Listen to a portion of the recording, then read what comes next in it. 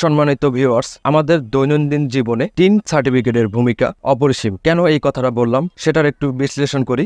সরকারি অনেক কার্যক্রমের ক্ষেত্রে আপনার টিন সার্টিফিকেটটি প্রয়োজন হবে এবং ব্যাংকের অনেক কার্যক্রমের ক্ষেত্রে আপনার এই টিন সার্টিফিকেটটি প্রয়োজন হবে এবং আপনি যদি আউটসোর্সিং করেন, ফেসবুক, ইউটিউব কিংবা ফ্রিল্যান্সিং করে থাকেন, সেক্ষেত্রে আপনার এই টিন সার্টিফিকেটটি দরকার হবে। এই টিন সার্টিফিকেটটি আপনাদের না থাকলে সেক্ষেত্রে আপনি সরকারি, বেসরকারি, ব্যাংক, আউটসোর্সিং এই সকল প্ল্যাটফর্ম থেকে অনেক রকমের সুবিধা গ্রহণ করতে পারবেন না এবং বড় ছোট ব্যবসার জন্য এই টিন সার্টিফিকেটের ভূমিকা অনেক। এই টিন সার্টিফিকেটটি আপনাদের না থাকলে সেক্ষেত্রে আপনাদের অনেক টাকা জরিমানা গুনতে হতে পারে। তাই কিভাবে এই টিন সার্টিফিকেটটি আপনারা নিজেরাই তৈরি করতে পারবেন, আজকের ভিডিওতে মূলত এইটাই দেখাবো। আপনাদের ঘরে থাকা ল্যাপটপ, কম্পিউটার কিংবা আপনার হাতে থাকা স্মার্টফোন থেকে কিভাবে এই টিন সার্টিফিকেটটি করার জন্য আপনি অনলাইনে অ্যাপ্লাই করবেন এবং নিজেই তৈরি করবেন, সেই বিস্তারিত আজকে আপনাদের দেখাবো। তাই ভিডিওটি শুরু করার আগে আপনাদের কাছে ছোট্ট একটি রিকোয়েস্ট, এই ভিডিওতে একটি লাইক দিয়ে ভিডিওর পরের অংশটুকু কন্টিনিউ করবেন।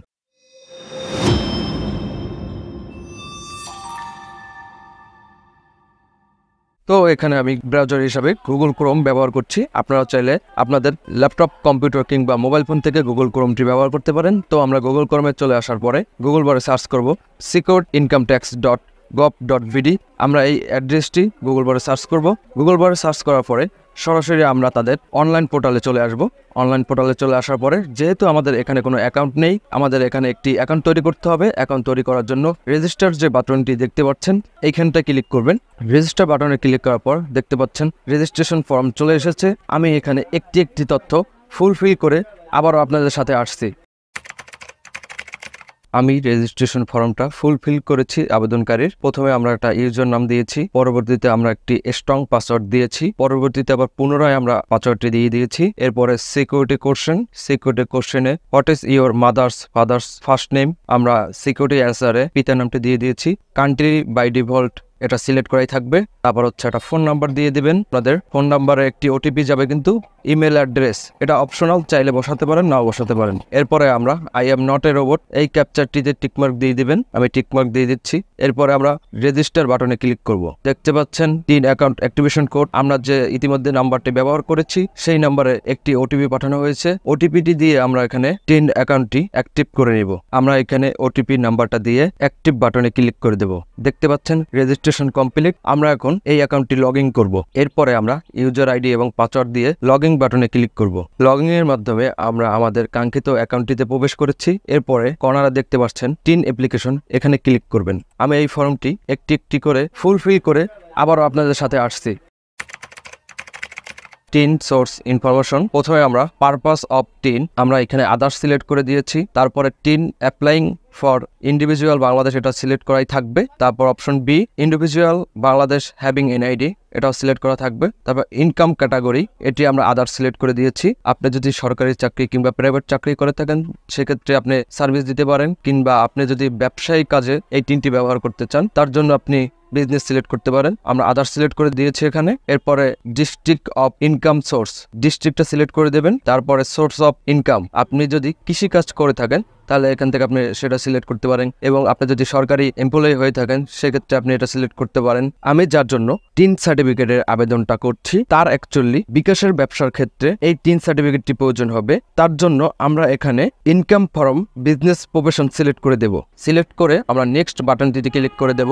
নেক্সট দেওয়ার পরে আপনারা দেখতে পাচ্ছেন করদাতার ধরন এটা আমরা আগেই ফিল আপ করেছি। এরপরে আয়ের প্রধান উৎস এটা আমরা আগেই আদার্স দিয়ে দিয়েছি। Location of main source of income, এখানে আমরা আমাদের উপজেলাটি সিলেক্ট করে দেব। এখানে আমরা উপজেলাটি সিলেক্ট করে দিলাম। এরপরে গো টু নেক্সট এইখানে ক্লিক করে দিব। এরপরে আমাদের সামনে আরেকটি পেজ চলে আসবে, বেসিক ইনফরমেশন। এইখানে আমরা এই আবেদনকারীর ভোটার আইডি কার্ড অনুযায়ী সব তথ্য ফুলফিল করব এবং লাল তারকার সামনে যে বক্সগুলো দেখছেন এগুলো পূরণ করতে হবে, মাস্ট বি। আমি এখানে একটি তথ্য ফুলফিল করে আবারও আপনাদের সাথে আসছি।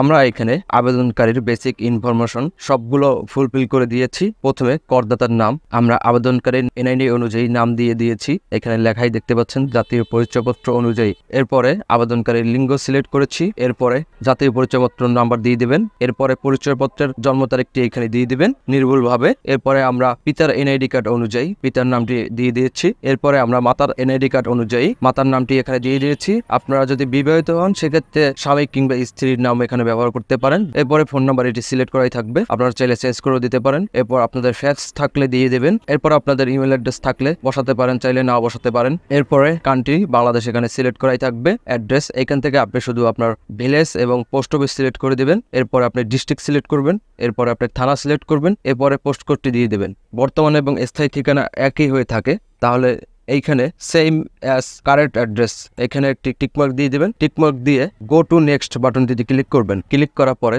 দেখতে পাবেন ফাইনাল রিভিউ। আমরা যে এতক্ষণ ধরে আবেদনকারীর কয়েকটি স্টেপে তার তথ্য ফুলফিল করলাম, এখানে এখন ওই সকল ইনফরমেশনগুলো সব দেখানো হচ্ছে সবকিছু ঠিক আছে কিনা। যদি এখানে কোনো তথ্যে আপনাদের ভুল থাকে সেক্ষেত্রে আপনারা ব্যাকআপ প্রিভিউসে ক্লিক করে তথ্যটি পুনরায় সংশোধন করে আসতে পারবেন। যেহেতু আমরা তথ্যটি কয়েকবার মিলিয়ে দেখেছি, এইখানে একটি টিকমার্ক দিয়ে সাবমিট অ্যাপ্লিকেশনে ক্লিক করে দেব।